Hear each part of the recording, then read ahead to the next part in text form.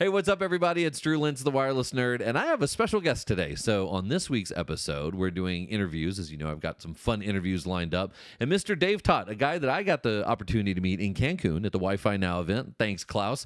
Had a good conversation with him there, talking about Bufferbloat and all these wonderful things. But what makes him unique is you always find him walking around with a guitar. So, without further ado, I would like Mr. Dave to introduce himself. Tell us a little bit about who you are, what you do, and why you have a guitar. And feel free to sing it, brother. Live from Fort Myers, it's Dave Taht of Bufferbloat.net. It's great to be on your show, Drew. Thanks for having me. Yeah, man, absolutely. What? So who are you, and why should people listen to you? That's a good question. Go Googling for who invented the embedded Linux wireless router. There you Me and go. a friend of mine. Go looking for the word Bufferbloat. Go looking for quite a few other things. I'm in Wikipedia. The thing is that I don't even know where to start. I mean, I go back to the 80s. I got on the internet with things like Fido and stuff. And so I've been around for a while. I'm getting close to retirement, I think. And I'm trying so desperately to educate the public as to how the internet really works. So Or I how can it should have work. someone else come by to my place in the asteroids and fix my hover chair and explain to me what's going on in the world. So that's been my mission now for 14 years, is to explain how the internet really works. I've used jugglers, I've used funnels, I've used tubes. It's been a long thing. And these days I use guitars. well, that definitely explains the guitars. You mentioned Fido. Golly, I remember getting on one of the first Vax clusters set up connected to the internet and saying, "What's this Gopher thing?" And using Gopher and Fido, all those wonderful. I mean, who uses news groups anymore? That's what I really want to know. Is there still a market for news for what is it? It's not in. Usenet is still alive, man. It lives. I love it. And it's a great place for all of this old farts. In fact, email is still a good place for the old farts. If you want to find the elders of the internet, you'll find us on email. In particular, Alt.binaries.wireless nerd. Only in my dreams. only your dreams, yeah. But for example, there's a mailing list I hang out on called the Internet History. And if you want to talk to people like Vince Cerf and other people that invented it, join that. And us old guys want to pass along the knowledge to the new kid. I And then remember the one chance I got to meet Vince Cerf. I remember the first time he responded to an email of mine on some listserv, and I was like, I'm like, this is awesome. I'm talking to the internet. I love it. there was a lot more than just Vint, but Oh certainly Vint. yeah. Oh yeah, Great. man. Speaking of what's interesting, I saw Nomadics. Just this week or a couple days ago, Nomadics announced that there was an acquisition that took place, and I thought that was interesting. Asa Abloy purchased Nomadics, and Nomadics has one of the fathers of the internet working there too. So that's kind of interesting. Okay, so tell me about. I mean, people have seen you comment, I'm sure, on thread after thread online, and they've heard you talk about Bufferbloat, or they've heard you mention the name. Can you give me, either in song or in regular format, what is Bufferbloat first, and then I'm going to ask you why it's important second. So take it away. So I've done a number of demos on the internet. Again, I've done one with jugglers. I've done one with funnels, and I like to use the analogy of the funnel. The thing is, I didn't really set up a funnel for our test today, but basically, if you try to pour something, here you go. I'm going to do this here. There we go. My monsters, right? And if you try to pour a liquid into it, right? If you pour it, it's really hard to get in there. But if you put a funnel in it, Yeah. okay, it's a lot easier to get into it. Okay. Bufferbloat, a really, really overly sized funnel, like gargantuan. And if you pour data into it, it takes forever to get into where you're going, and you can overflow the can before you get any signaling back. So we, the founders of the internet, goofed in figuring out how to size and scale that funnel properly for the range of bandwidths that we have today, notably in Wi-Fi and wireless technologies. You have a difference in speed between, I don't know, a megabit and gigabits now. Yeah. And you need to have the right size funnel for each of those to make sure you can pass the data through while still getting interactive traffic through fairly well. I mean, we're doing video conferencing here and recording, and you and I can interact. But if there was a really big funnel between the two of us, it might be you go, I do faces, you know. Yeah, yeah, yeah. So let me ask you, is it just the size of the neck of the funnel, like the part where it comes down? Is it that neck, or is it the size of the actual funnel, the bowl? Because it seems It's, like as the internet, as speeds grow, mhm. the funnel might get a little larger, but it only gets larger as the bigger bowl gets larger, and thereby it doesn't solve the problem by having a bigger funnel because the neck never grows. It never turns into a column. It's always this choke point here that goes out. Is that a fair assessment, or am I That's a wrong? really, really great insight. You've been hanging out with me too long. Um, the second part, the neck of the funnel has to be right sized for the size of the hole. And Okay. you have too small a neck, then you can't fill this thing up as fast. So you have pouring in too much data and getting enough data out. Yeah. Very insightful. And so they just But think these that, things so are the not, internet just thinks if the funnel, chip manufacturers, whatever, just think, well, if we just make a bigger funnel, we won't have the problem. But it's not the funnel that's the issue. It's that choke point overall. that's exactly where we went Okay. wrong. Okay. In 2008, 2006, Okay. the Linux community and like our communities in general made three big mistakes all at the same time. We sized all of our buffers to be the right size for gigabit. Okay. Okay. And you need to have a bigger funnel for that. Yeah. Yeah. And then we shipped all these products to be right sized for gigabit. And your typical internet connection is 10 megabits up. So that's off by a factor of 100.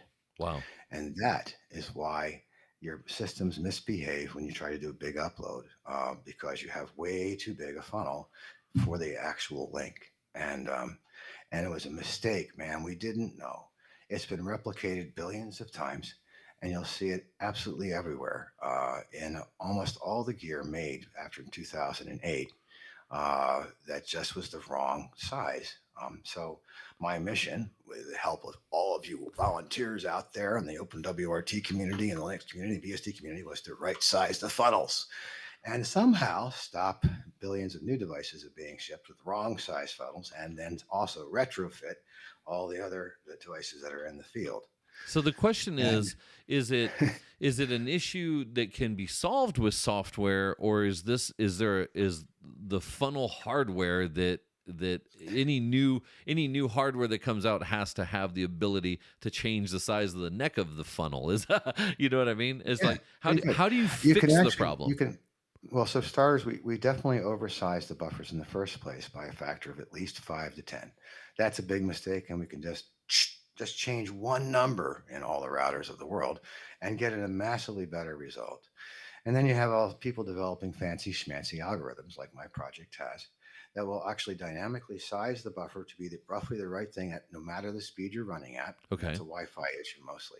And we can also apply another technique called fair queuing, which is really probably one of the most important techniques that didn't deploy in 2008, except on small select pieces of hardware. And So that's you the combine, Yeah, is go ahead. fair queuing that's like at the airport where you've got 5 lines to get through security, and fair queuing is making sure all 5 lines are open at the same time so everyone can move through instead of just having everyone blocked up on 3 lines and TSA agents talking on the phone. Is that the fair queuing you're talking about, or is it something different? That's pretty good, except that with computers, you can have a lot more lines. The FQ algorithm has 1,024 lines. So if you have 1,024 people, everybody gets service. It's called Q theory. Everyone gets service roughly equally.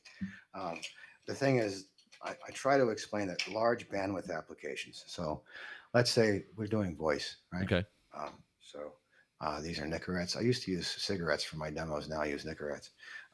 Voice is this one 80-bit little packet every 20 milliseconds. Okay. Okay. And Netflix is, you know, just pouring out. Okay. So if you have two different queues, you have a queue for Netflix and you have a queue for voice, your voice will never see the Netflix at all. And now I have to pour all these damn Nicorettes back somewhere. Bad demo. So we try very hard to provide equal service to all the different flows from everywhere, and that qualifies for most stuff: VoIP, the DNS, interactive audio, all that kind of things. It's very small. Okay. It's the really big fat packets like a big download or a big upload or Netflix. I want to pick on Netflix. Any video No, no, no. streaming. Streaming video. I think everyone who's listening to this is smart enough to figure that one out.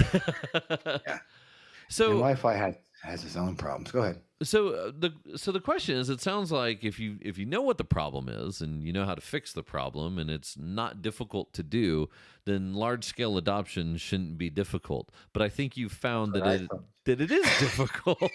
Well, and then that begs the question: if we know this is an issue and it's affecting everything, why hasn't anybody done anything about it? Well, there's about six things. For starters, the concept of bandwidth and latency in the public mind, in most minds, is completely conflated. Okay.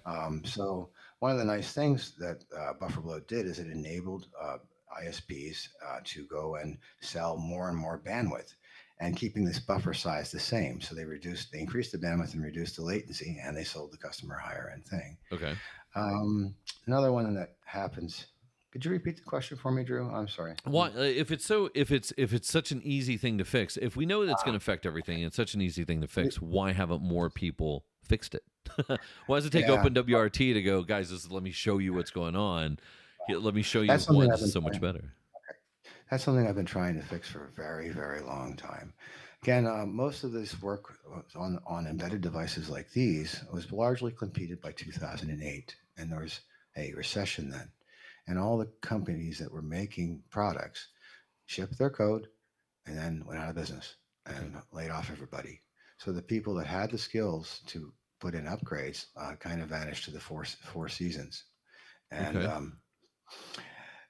then we just started. The internet exploded, and we just started copy pasting basically Yeah, the because same code. it was working, right? It wasn't. They're like, the funnel's big enough, and we're not seeing any problems. Let's just keep on keeping on. Well, we were And seeing problems. We just misidentified them. Some of this goes back to BitTorrent. There was a big brouhaha over network neutrality with BitTorrent versus VoIP.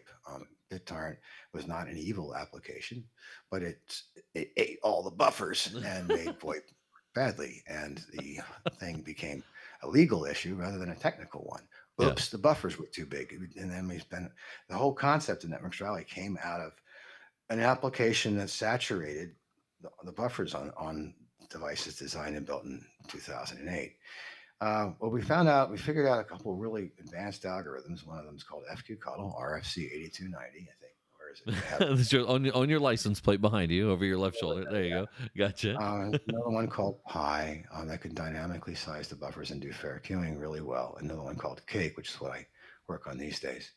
Um, and with those in play and with new software, this is a box here. It's a MikroTik HAP AC light. Okay. So you can just put new software on millions upon millions of devices, OpenWRT, DDWrt, Yeah. ASUSWrt, and now the buffer bloat problem is not only fixed, but you've also fixed the security problems, and you've also added support for IPv6. Those are the three things that have been really lagging. Yeah. So I've been proposing for years that we do a rip and replace of all the firmware in the world to something like that, and we would be able to upgrade the entire edge of the internet to better software that works better across the board. And that campaign is not going so well. It really does require a guy or a gal with a degree in, I don't know, fiddling So to do. so then you would think also that if maybe not everywhere, maybe not the D-Links and the Netgears of the world, maybe it's not something that they want to do because they're just stamping out device after device. But what about the larger guys? What about Cisco? What about Juniper? What about them? Are they looking at this going, hey, here's a Mm, better way to increase efficiency in our equipment and make it work better? yeah, that's a What's really the good story point. there? Increasing efficiency means you sell less gear. Okay. All right. I see So, where you're going for there. Well, example, I for guess example, Juniper in particular sells big buffers. They're not needed and they cost more, but they sell them as an advantage. And the first thing I do when I get a piece of Juniper gear is go tune the buffers down to something reasonable, and then they work better. interesting. So, So that was my next question. If these groups haven't done that, if they haven't gone out and fixed the problem, is there something I can do on my home network, on my enterprise network, yeah, to change this? And is there a simple yeah. solution? Is it just turning buffers down? Uh, so we've been at this for 14 years now. I mean, I would prefer everybody ran my algorithms, but you could just start by tuning the buffer sizes to what's the square root of bandwidth delay product for what you're doing. That's a complicated thing, but it's square root. It's simple. Um, you can go out, and I said buy newer devices that do the right thing. There's a lot of devices. The Euro 5 in particular was spectacular in this respect, and so was even around a half dozen other companies actually adopted newer code. In particular, MikroTik adopted newer code, and boom, all their devices from past to present all do the right things. Hmm. The Junipers and the Ciscos of the world are also more in the big iron stuff where the buffer bloat problem really doesn't show up anywhere near as much. It is mostly along the edge and on wireless devices like 5G and Wi Fi.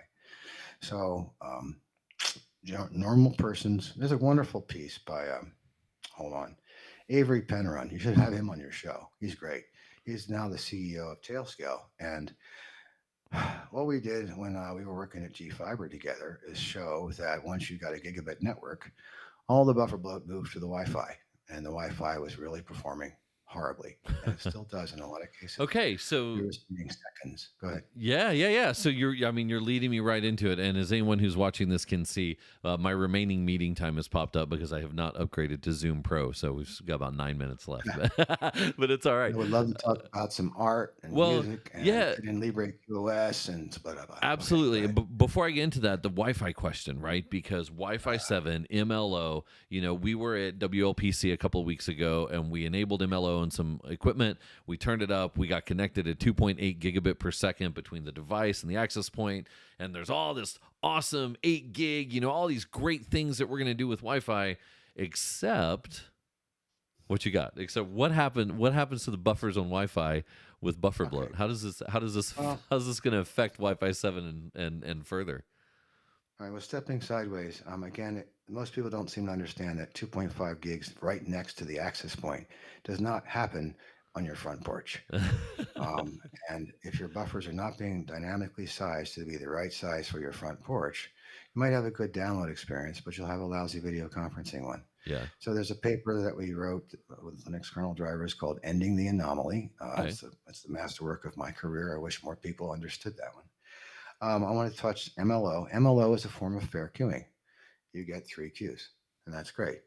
But if you can get more queues, you can handle a lot more traffic. Mm-hmm. Also, Wi-Fi has a problem in general with more than one station on the list, and it is the worst station on a Wi-Fi link that will drag the whole thing down. So people keep, oh, I upgraded my access point. Well, you should maybe take that TV in the corner with a single antenna and run a wire to it. You can't just fix the access points; you have to fix the devices. So I like the idea of MLO, except that it's peas all. I guess can I say that in your show? It peas all over the spectrum, Drew, and we have a limited amount of spectrum available, and we should be trying much harder to get smaller channels with less bandwidth but more range, That's great. and to run them without interference. Instead, we have people over focused on getting the maximum bandwidth standing right next to the access point, and you want to have good bandwidth to your front porch. I love it. You So I just hope you that just makes gave me the sense. sound clip of the interview right there, man. That's fantastic. Okay, so Groovy. awesome. Now moving on because I did ask you about this earlier, and I am curious, genuinely curious. The art behind you. Tell me a little bit about that art that you have in the background Oh, over there. thank you. Well, my mom was a programmer for IBM in the 50s and 60s, Wow. and she then moved into making art after she got tired of raising us. So she mostly does impressionist art. She's 86 years old, Wow. and she's a little political sometimes. I love this painting behind me. It's Uncle Sam surrounded by dollars, with being supplied by both the red and the blue sides, and pointing at you and crying. Uh, Um, and she did this one in 2016. She's planning on redoing it for 2020 and 2024, and we're going to put that one out on cards. So anyway, she's one of my favorite people in the world, and that's I love awesome. what she does. Did she So have any go. influence on you, not just with the art, but did she have any influence on you in music? What's the story with you in music, and how Well, did she that get also started? plays. It is kind of hilarious. She loves Gershwin. I love Gershwin, but can't play it. I love rock and roll, and yeah, we have like almost no music in common whatsoever. So she plays piano. I play piano, guitar, bass, and drums, and they sing. And so we've been together, hanging out together for the last few months. And after 40 years of trying, we have like three songs in common. Nice. And I'm hoping we can put together a great show at some point, and we'll do. I don't know, things like "This Land Is Your Land," if you've heard that. And there's a wonderful Gershwin tune that she does. There's one bedazzled and bewildered that we do. I play that on bass. It's really wonderful to be collaborating with her after so many years. Yeah, that's And then, awesome, man. That's cool. so My mom, a little bit of music in my family, nothing too crazy. My mom played viola in the local orchestra, and I grew up with music everywhere. I've been, there's always music playing somewhere at some point, and you walk around, you can definitely find some music. Well, that's awesome. Well, look, I know we're gonna get a little short on time here. Tell me about real quick. Tell me about LibreQoS because if it so wasn't for Mr. Frontisec, Mr. I'm all right, curious so what's going on there. Tell me a we little bit about solved it. the buffer bloat. Van Jacobson and Kathy Nichols solved the buffer bloat problem automatically for all forms of devices in 2020 2012. They are geniuses, and that's an FQCODL algorithm, and then there was a successor algorithm to that called Cake. So FQCODL is pretty well deployed now. It's universal in iOS and OS X and on Linux. It's a pretty good algorithm. It's just taking forever for the copy paste guys to roll it out across the devices. Yeah. But it wasn't quite good enough. So I went to work on Cake after that. Common applications kept enhanced. It's widely available also, but not anywhere near as well deployed. And I was frustrated. We actually built it as, a queue management system that even an ISP could configure. And it turns out I was wrong. I want to apologize for that. ISPs have lots bigger problems than just Bufferbloat. And so there was a billing fellow named billing Rob. for one. Billing is certainly one of their big ones, yeah. And they need to do that in order to survive. Anyway, so I developed with a great team, John Morton, etc., Cake, and we were scratching our heads as to why people weren't using it. And this one wonderful ISP guy figured out how to deploy it on his network, saw great results, shared it with another guy, and it's an open source. The core of it is an open source project which would make any ISP in the world free of buffer bloat, have really low latency, work really great with gaming and streaming at the same time, and you can deploy it almost overnight using a very cheap middle box. It's That's about awesome. 30 cents per subscriber. Yeah. Or you could run fiber to everybody at $30,000 a mile, or you could just put a little box in a way, and the network gets better. Now, I don't know we're running low on time, but there's some really wonderful applications that I wanted to appear on the internet, which was principally, you know, I wanted to be able to plug my guitar into the wall and play with a drummer across town. Okay. It's totally feasible. The speed of light and the speed of sound are a factor of 1,000 different. And we still can't quite do that yet. And I'm trapped at home with no one to play with. And I wanted so much for us to be collaborating in high VR and AR environments, which we really need to do after we saw Bufferbloat universally. Whew, got that in there. Anyway, so Do that's my you plug. LibreQoS for about 2 years. We have well over 1 million devices on it. The base is free software. We do have a teeny business model. But if anyone out there has an ISP that's bothersome for gaming in particular, call us. so that being said, how far do you think we are from having the problem solved? I mean, it sounds like you know where it is, we know how to identify it, we know what to do to fix it. What's it going to Yeah. take? Oh, I don't know. That's why I'm doing these podcasts, trying to raise awareness. If I could get Biden to say, my fellow Americans, America has the buffer bloat crisis.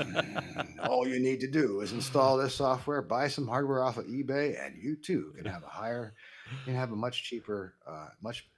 I, I've been working on trying to get the BEAD program straightened out here. They're Oh, spending that's a whole thousands of different. You're dollars of federal money to upgrade the internet that just needs better software. like you said, just Uh, run fiber to everyone. That seems to be everybody's answer. No one wants to hear the wireless guy talk about not running fiber to everyone. That doesn't go over very well. Well, Dave, I'm gonna let you outro us with a song, man. We got about 60 seconds left. It has been an absolute pleasure to talk to you. Show me what you got, man. Give me some jams to walk home with. oh, you want chords? I say that was a song by the Mad Caddies that I love playing on bass. It's not in front of me. Um, this is an intro to a song I wrote about SpaceX, and it's out on YouTube. When I was a kid growing up, Buck Rogers always landed tail first. And yet we'd never had a landing on the cool green hills of Earth.